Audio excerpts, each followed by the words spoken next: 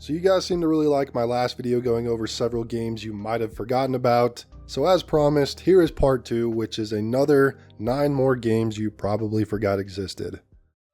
Mad Max. Released in 2015, Mad Max is an open-world action-adventure game that takes place in the harsh, barren world of the movies where resources like water and fuel are scarce, and brutal factions battle for control of the wasteland. You play as Max from the original 80s films, and the story setup is that Max's iconic car, the Interceptor, gets stolen by one of the major tyrannical warlords in the region, and the goal is to get your car back and simply survive. And doing this requires you to make alliances with some pretty wild characters who help you take down this major warlord. The game has a very similar open world style as the older Assassin's Creed games, with combat very reminiscent of the Batman Arkham series. But at the heart of Mad Max is the car combat. You've got high-speed chases, intense car battles, and badass vehicle upgrades. Weapons like harpoons, flamethrowers, as well as armor and engine parts can be earned and applied to your car to aid in maximum destruction.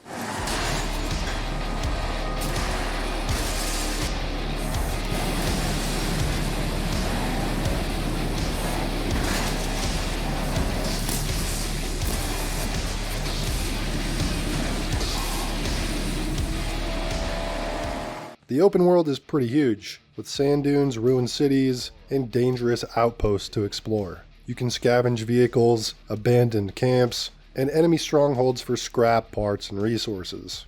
These items are essential for upgrading your health, your ammunition, and most importantly, your car, but the world is pretty dangerous to explore, so getting these upgrades is always a high-risk, high-reward sort of situation.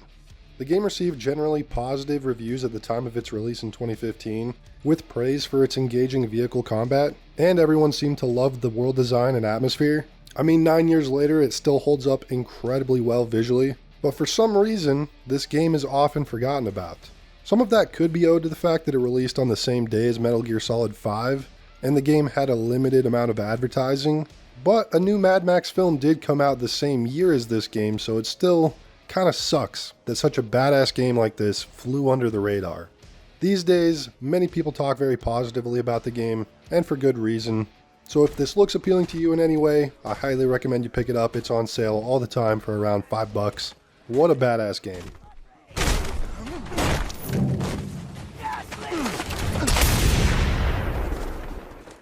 Sleeping Dogs is a Square Enix game released in 2012. Set in modern-day Hong Kong, the city is filled with crime, corruption, and high-stakes gang wars. You play as Wei Shen, a highly skilled but troubled cop who has been tasked with going undercover to infiltrate the notorious Sun On Yee Triad. Your task is to rise through the ranks of the gang, gather intelligence, and bring them down from within. However, as Wei becomes more involved in the criminal world, he of course faces several major moral dilemmas involving loyalty and betrayal, and he struggles to keep his identity as an officer hidden from the Triad. Now, Sleeping Dogs is often called a GTA clone, which is understandable because it shares a lot of the same gameplay elements. You've got typical third-person gunfights, car chases, street races, side missions filled with colorful NPCs. But unlike GTA, Sleeping Dogs has one of the most fun and badass martial arts combat systems, with a fluid, combo-heavy combat style that allows you to chain together some pretty devastating attacks. And the combat is often cinematic, with brutal and gory finishers.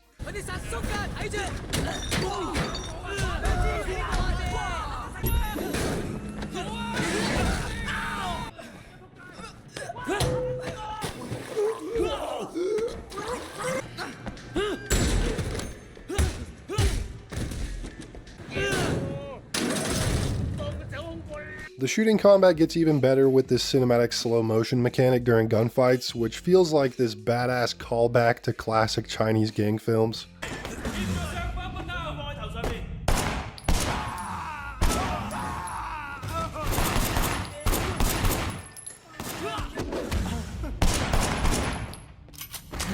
The open world design is one of my favorite aspects of the game though. The city of Hong Kong is dense, diverse, and really feels alive here. From neon-lit streets to bustling markets and dark alleyways, the game captures the essence of Hong Kong's urban landscape so well.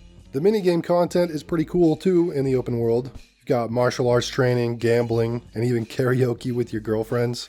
Side missions, collectibles, and other activities like street racing are extremely rewarding, granting lots of upgrades, money, and other benefits. The game was received pretty well from both critics and players, being praised for the story mainly, and the martial arts combat. And, like myself, most people really seem to love the Hong Kong setting. Despite some of the minor criticisms about repetitive missions and endless comparisons to GTA, Sleeping Dogs was regarded as probably one of the best standout open-world action games of the 7th generation. And it released a year before GTA 5, which probably helped boost its sales. In a lot of ways, it was a big improvement over GTA 4 in terms of gameplay. Even 12 years later, this is a game I highly recommend to anyone who is a fan of open-world GTA-style games. Brink is a first-person shooter developed by Splash Damage and published by Bethesda, of all people, releasing in 2011. The game was set in a dystopian future on a floating city called the Ark, and the game's goal was to blend fast-paced, team-based combat with parkour-inspired movement mechanics. The game didn't really have a proper story mode or campaign. Even the solo mode was basically just multiplayer modes filled with bots, so that was kind of strange for a game released in 2011. The multiplayer modes were your typical objective-based game modes and free-for-all, but the biggest appeal was supposed to be what the developers called the SMART system, sliding under obstacles, vaulting over walls, and climbing ledges. These are staples of many FPS games today, but something totally new in 2011. And I remember playing this game back in 2011, and I was genuinely impressed with some of the movement systems. The game features 3 main character classes: Soldier, Medic, and Engineer, each with distinct abilities. Soldiers can plant explosives and provide heavy firepower, medics can heal and revive teammates, and engineers can build objectives and modify weapons and turrets. Sort of like Battlefield, where the game prioritizes teamwork between the classes, where each one is playing a vital role in completing the objectives of the game mode. The game also had one of the most extensive character customization options for its time. You could adjust the appearance of your mercenary, selecting a wide variety of outfits, tattoos, hairstyles, and body types, and the mixing and matching of several different skills and abilities within each class. Despite having some pretty unique and innovative ideas, Brink wasn't received too well. Critics praised the smart movement system, the team-based gameplay, and the deep character customization, which did stand out at the time of its release. However, the game was criticized for its very limited content, repetitive missions, and awful AI. Things like long matchmaking times and inconsistent server stability, and the lack of a single-player campaign. There were just too many areas where this game truly just missed the mark. And despite its ambitious and innovative mechanics, the game failed to find a large, lasting player base, and it sold poorly. But the game does have some diehard fans who will always remember Brink for its strongest elements and those innovative design choices. And I think if this game were released in today's gaming landscape as a free-to-play game, I think it could have potentially been something. But maybe it was too much ahead of its time. Alice Madness Returns. This game is the definition of underrated. It takes place in a disturbing, reimagined version of Wonderland, with a distinctive art style that blends whimsical animation with deranged horror. The narrative is focused on Alice's journey of self-discovery and healing, where she must battle not only the physical manifestations of her trauma, but also her own fucked up psyche. Through interactions with familiar characters such as the Cheshire Cat and the Mad Hatter, Alice begins to piece things together and confront her feelings of guilt, anger, and loss. And the narrative ties these emotions into the visual storytelling and the use of colors. Each area has a distinctive palette that reflects Alice's mental state, from vibrant, dreamlike gardens to dark, oppressive factories. Grotesque creatures, creepy music, a very unsettling tone, all of these things add to this incredibly eerie atmosphere, and is one of the game's strongest elements. The gameplay is pretty simple. It's a fairly linear action title that blends platforming, exploration, and combat into a pretty tightly designed adventure. The game has 6 chapters, each set in vastly different locations, like a crumbling version of the Mad Hatter's Tea Party, and a corrupted industrial version of the Dollmaker's Workshop. They really did a good job at making each area pretty distinct. You've got a few basic weapons, like the Vorpal Blade, which is a sharp knife used for close combat, the Teapot Cannon that fires scalding tea and burns the enemies, or the Card Guard that acts as a shield. but also some crazier weapons like a fire whip, clockwork bomb, and pepper grinder. Combat is pretty fast-paced, rewarding things like combos involving a mix of melee and ranged attacks, and even though it's very simple, it is pretty enjoyable. While the game is again pretty linear, there is a decent amount of meaningful exploration. Each location is filled with collectibles, secret areas, and hidden paths that reward you for your curiosity. Alice can gather memories to piece together the backstory of her past, and collect teacups for additional upgrades and abilities. There's a few puzzles that involve platforming, or more challenging logic-based puzzles that require a bit more thought to complete. The game has developed a cult following over the years for its very unique psychological horror themes, and in my opinion, very badass art direction, but still remains fairly unknown to a lot of gamers out there. It was received mostly positively at launch, but still underperformed financially, which is a real shame. The hopes of seeing a third Alice game in this style from American McGee are unfortunately dead, but I highly recommend everyone pick this game up and try it out.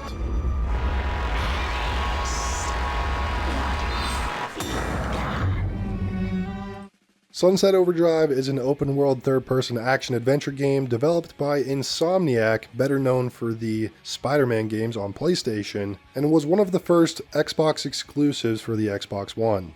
The game takes place in the near future where a catastrophic event has transformed much of the population into mutant, zombie-like creatures called OD. This catastrophic event was the launch of a new energy drink called Overcharged Delirium, and it would mutate anyone who drank it. The game's story is intentionally absurd and over-the-top goofy, filled with dorky characters like a gun-wielding DJ and this little mascot dude, Fizzy, and it really leans into a very cartoonish and a very satirical tone. One of the game's standout features, and something most who played it will likely remember, is the fluid movement system, which emphasizes fast, parkour-style traversal around the map, which includes grinding on rails, bouncing off trampolines, wall running, and vaulting across obstacles, all while performing aerial flips and acrobatics. You're rarely on your feet at all, shooting stationary at the enemies in this game. It encourages you to constantly be moving to maintain momentum during the combat. And the weapons are just as nutty as the story, with things like the TNT teddy bear launcher, a gun that shoots vinyl records that ricochets off enemies, and a gun that spits out bowling balls. The ability to combine fast-paced movement with goofy-ass guns helps make this game feel like a throwback to the classic PS2 era, where things like this were just sort of the norm. Just fun, action-packed gaming. It's got a kick-ass soundtrack that matches the fast-paced gameplay, and the sound effects are also extremely cartoony in a good way, and this animation-themed art style is a favorite of mine. And while the game certainly isn't perfect and could become a bit repetitive as it went on, I don't think it's a surprise that the game sold and reviewed pretty well at the time. Like Alice Madness Returns, it's got a dedicated fan base that considers it one of the best games released on the Xbox One.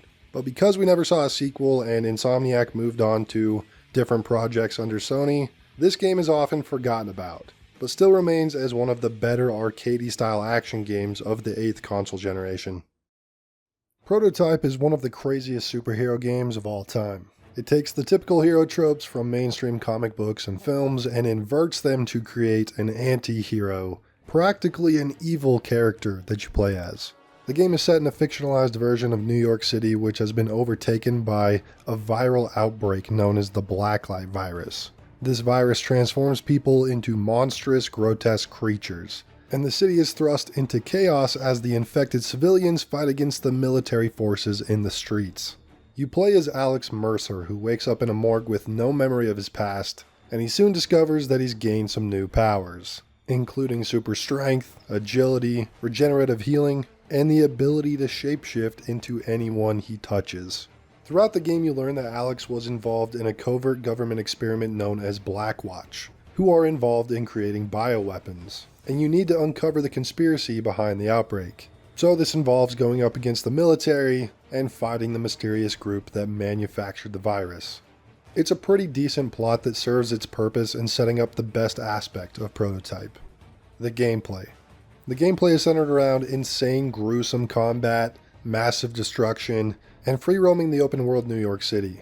You're given a vast array of superhuman abilities like transforming your arms into claws, blades, and hammers, launching devastating energy attacks, and even consuming enemies to gain their memories and abilities.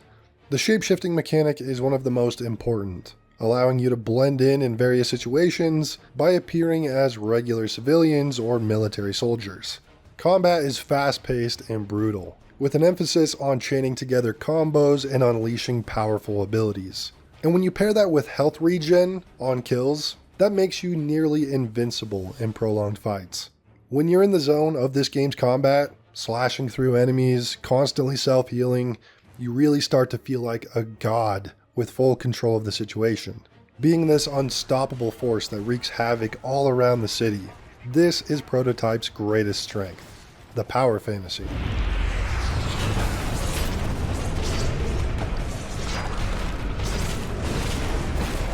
The game's open world design lets you tackle missions in a variety of ways, whether through stealth, brute force, or a more strategic use of your powers. And in addition to the main story mission, there's a decent amount of side activities, hidden military installations, audio logs, and optional secret missions that grant you new powers and upgrades.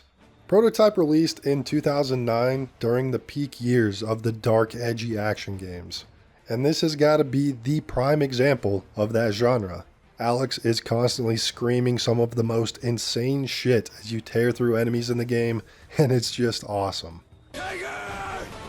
You suicidal moron! The game received pretty positive reviews at the time from critics and gamers alike, with the praise of the badass combat and that power fantasy that it provides. However, it was also criticized for its repetitive missions, shitty AI, and somewhat generic story. But the strength of the gameplay really outshined the downsides, and allowed for a sequel to be made a few years later. And if you love badass gruesome power fantasies, then Prototype is probably the game for you. Remember Me is ironically one of the least remembered games from the 7th console generation. The game is set in the year 2084, in Neo Paris, a dystopian cyberpunk metropolis where memories have become a commodity. The memory market is controlled by a corporation called Memorize, which has developed technology that allows people to upload, buy, and alter memories. You play as a former memory hunter that would often steal and modify memories, but when you begin the game, she has no recollection of who she is or why she was imprisoned in this facility. So the goal is to embark on a mission to recover her memories and learn about the evil corporation that is oppressing humanity through memory manipulation. In some ways, the game is just a traditional action-adventure, with some puzzle solving, exploration, and basic combat. Acrobatic melee combos, dodges, and powerful abilities, but you can use some pretty unique ones like altering characters' memories in a puzzle-like mechanic to take advantage of their weaknesses. While the game's setting, story, and gameplay concepts had a lot of unique ideas, it just couldn't fully capitalize on those ideas in a meaningful way, which led to the game receiving mostly mixed reviews and poor sales. But like most games on this list, it did garner a cult following for some of its originality and narrative ideas. In many ways, it was pretty innovative for its time, and it helped establish Don't Nod Entertainment as a developer, which would go on to have much more success with their series Life is Strange. The Darkness is a first-person shooter with elements of horror and action-adventure, based on a comic book series of the same name. The game combines dark supernatural themes with gritty urban warfare. It's set in New York City in the 1970s and revolves around Jackie, a young mobster who works for a major crime family. On his 21st birthday, Jackie is suddenly possessed by the Darkness, a powerful and ancient entity that has been passed down through his bloodline for generations. The Darkness grants Jackie incredible supernatural abilities, including the power to summon dark creatures to his aid, as well as the ability to use his shadow as a deadly weapon.